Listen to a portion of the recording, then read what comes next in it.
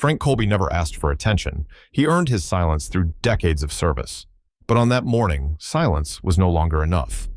At 75, retired Sergeant Major Frank Colby walked into the polished, modern space of Provisions and Company for a simple cup of coffee. Wearing his well-worn tweed jacket and a small ribbon bar on the inside lapel, medals earned from years in combat, he quietly asked for the advertised veteran's discount, presenting his VA ID. The young clerk behind the counter, Kevin, barely looked up. Instead, he exclaimed, "Humiliated." Frank took his overpriced coffee and sat outside, heart pounding, not from the caffeine, but from the sting of public disrespect. The ribbons he wore weren't decorations. They were stories of sacrifice, pain, and pride. And for the first time in years, he dialed a number he'd kept saved, General Alistair Reed, his former commanding officer. 10 minutes later, everything changed. The cafe's cheerful background music suddenly stopped. General Reed's voice rang over the intercom, sharp and commanding. He publicly condemned the disrespect towards a decorated veteran and ordered the store closed for the day. Mandatory staff training followed, along with a public apology and a charitable donation made in Frank's name. That day, Frank's quiet courage reminded everyone listening, respect is not optional, and for those who've served, it must never be forgotten. Frank Colby, hey.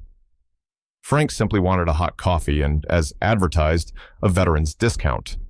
He politely presented his VA ID to the young cashier, Kevin, who was barely shaken. Frank paid the full price without argument and made his way to a patio bench outside. He didn't drink the coffee. It had already turned bitter. He reached into his phone and called someone he hadn't spoken to in years, General Alistair Reed, his former commanding officer. Reed listened in silence, his voice cold and clipped when Frank finished. "Stay where you are," the general said. "I'll be there in 10. 10 minutes later, the entire store fell silent as the music cut off. Over the loudspeaker came the unmistakable voice of General Reed, publicly addressing the staff and customers. His message was swift and unyielding. Disrespecting a decorated veteran was unacceptable. He called out the actions of Kevin and Miss Albright by name.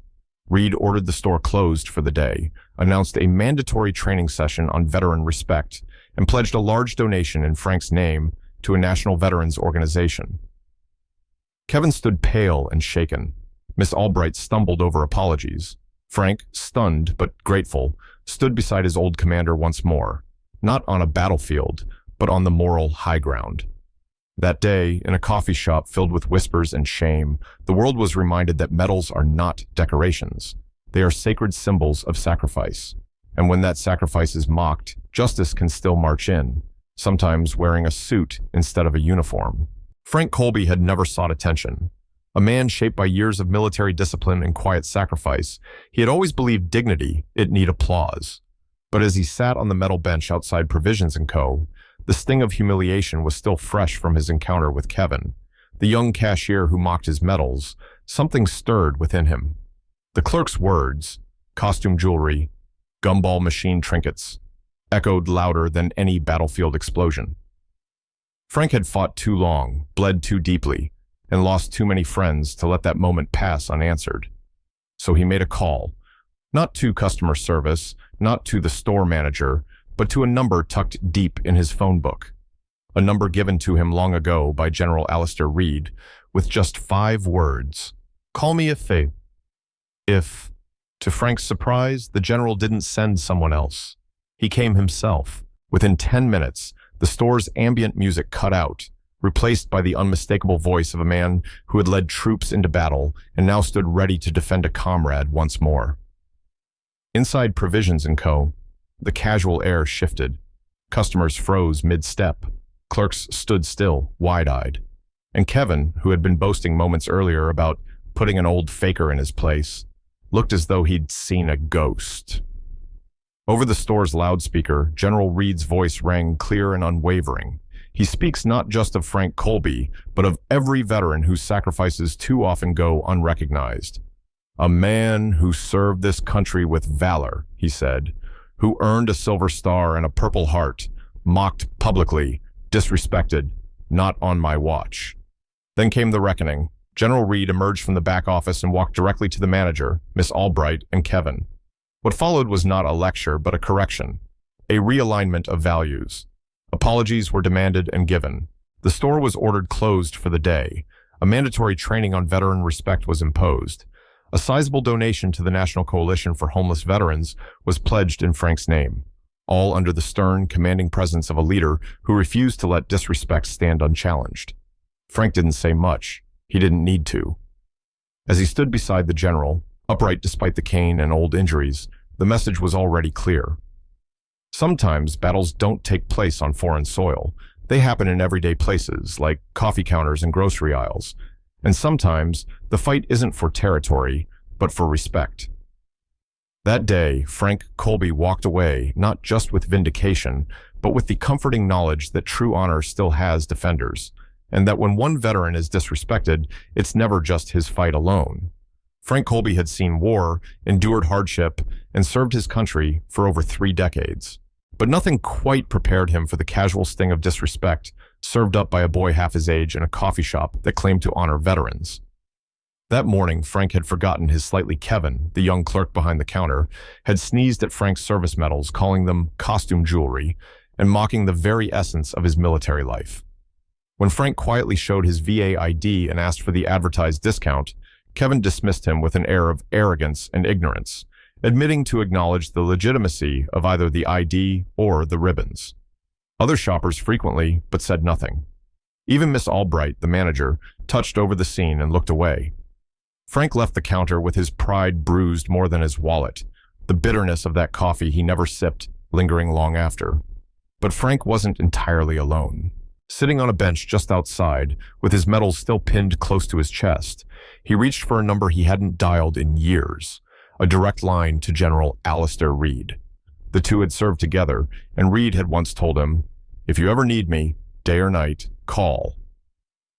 10 minutes later, the entire store fell silent as the cheerful music cut off, and a commanding voice came through the speaker system. General Reed didn't raise his voice, but every word struck with purpose. He publicly condemned the behavior toward Frank, naming names and calling out the store's leadership for their failure of respect, empathy, and professionalism. The store was stunned. Kevin stood frozen. Miss Albright rushed out, horrified.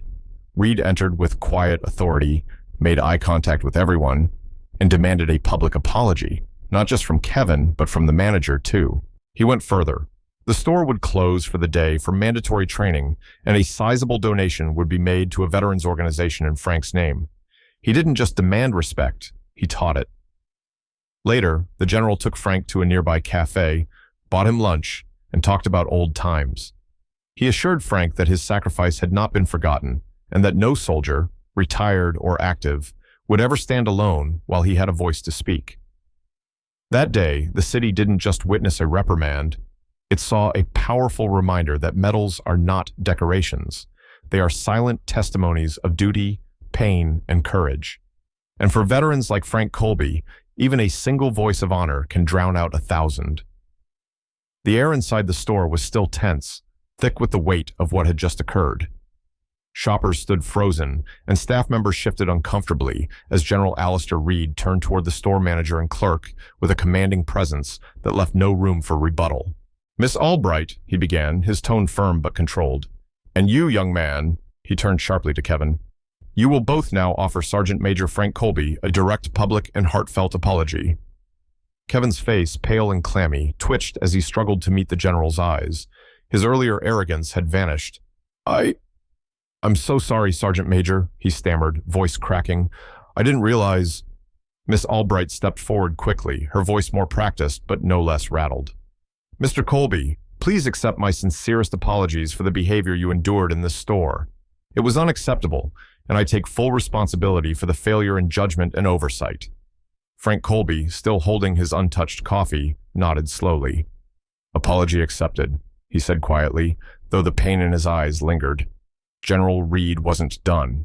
"Secondly," he continued, "this store will make a substantial donation to the National Coalition for Homeless Veterans in Sergeant Major Colby's name." He paused for effect, a donation large enough to reflect both the gravity of the offense and this establishment's public claim of supporting veterans. Miss Albright blinked. "Yes, General, of course." "Third," the general added, "this store will close immediately for the remainder of the day. Every employee will attend a mandatory emergency training session on respect, service, and veteran awareness. The trainers will be from my foundation, and you'll be reopening tomorrow with a renewed understanding of who your customers are and what some of them have sacrificed." The silence that followed was stunned. No one had ever seen a store shut down midday by a retired general. General Reed turned to Frank and placed a hand gently on his shoulder. "Frank, you didn't deserve this. Not today, not ever. And while we can't undo what happened, we can ensure it doesn't happen again. Not in this store and, God willing, not anywhere else." He looked around the store, letting the silence do the rest of the talking. No shouting, no threats, just action and accountability. The fallout from the incident at Provisions & Co. spread faster than anyone expected. Within hours, cell phone videos of General Alistair Reed's address over the store's intercom and his confrontation with Kevin and Miss Albright were circulating on social media. The clip showing Frank Colby standing silently next to the general, weathered and dignified, resonated with viewers across the country. Veterans groups, military families, and civilians alike began sharing the video with hashtags like #RespectOurVeterans and #FrankDeservesBetter. By morning, national news outlets had picked up the story. Interview requests flooded the store's corporate office. Public outrage was palpable. Many were appalled that a decorated veteran like Frank Colby, recipient of the Silver Star, Bronze Star with Valor, and Purple Heart, could be ridiculed so casually by someone half his age. The story became more than just about one man's mistreatment. It struck a nerve about how society was forgetting the sacrifices of its aging veterans. General Reed, a man of action and few words, held a brief press conference in front of the local VA hospital. He reiterated his disappointment in the store's initial failure and commended Frank for handling the situation with dignity. "This isn't just about Sergeant Major Colby," he said firmly. "It's about the quiet, daily respect owed to every man and woman who has worn the uniform, especially those who no longer have the strength to demand it themselves." Meanwhile, Frank found himself the unlikely face of a broader movement. Letters poured in from fellow veterans and strangers expressing support, many sharing their own stories of subtle humiliation or being forgotten. The National Coalition for Homeless Veterans announced that the donation made in Frank's name would fund a new outreach center in the city, complete with his portrait and a plaque honoring his service. Kevin, the clerk, was not fired at Frank's quiet request. "Let him learn," Frank had told the general. "Humility is a better teacher than unemployment." Instead, Kevin was assigned to assist with logistics at the new outreach center during its opening weeks. Miss Albright, shaken by the experience, implemented new training protocols for all staff and personally met with veterans groups to create a respectful, long-term partnership. For Frank, the days that followed were humbling. Strangers stopped him on the street to thank him, and old comrades from his unit called for the first time in years. But what touched him most was a hand-drawn letter from a fifth grader who wrote, "Dear Mr. Frank, thank you for being brave. I hope you get free coffee forever." As Frank sipped his coffee on the same patio where it all began, this time warm and freely offered by the store with a smile, he smiled quietly to himself. He hadn't set out to start a movement, but sometimes a single voice backed by honor and a good friend in command could remind a whole city what respect really looked like. As 75-year-old veteran Frank Colby stood quietly at the corner of Elm and 3rd, clutching a folded American flag to his chest, he never imagined what would happen next. Participating in a peaceful remembrance walk, Frank was honoring his fallen brothers in arms when local police, mistaking his slow movements and weathered face for a potential disturbance, tackled him to the ground. The flag hit the pavement. So did the silence. What followed stunned the entire block. Within 6 minutes, a convoy of black SUVs rolled in, military grade, no sirens, just purpose. Out stepped General Alistair Reed, flanked by aides, his boots hitting the pavement with a calm authority that turned heads and froze hearts. Without raising his voice, he ordered Frank's release, reprimanded the officers, and helped lift the old soldier from the sidewalk himself. "This man carried a nation's burden," he said quietly, "and today, we failed to carry his." The entire block watched as the general saluted Frank, and in that moment, no one questioned who the real hero was.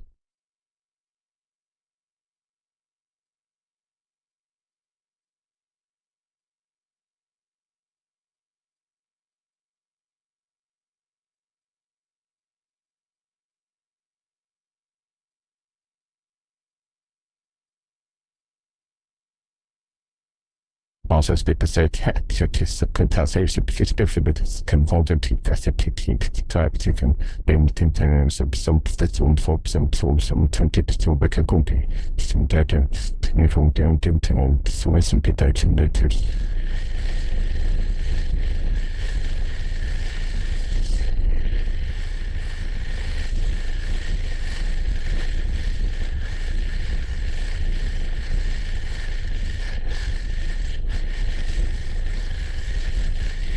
Respect is not a suggestion, it's a responsibility.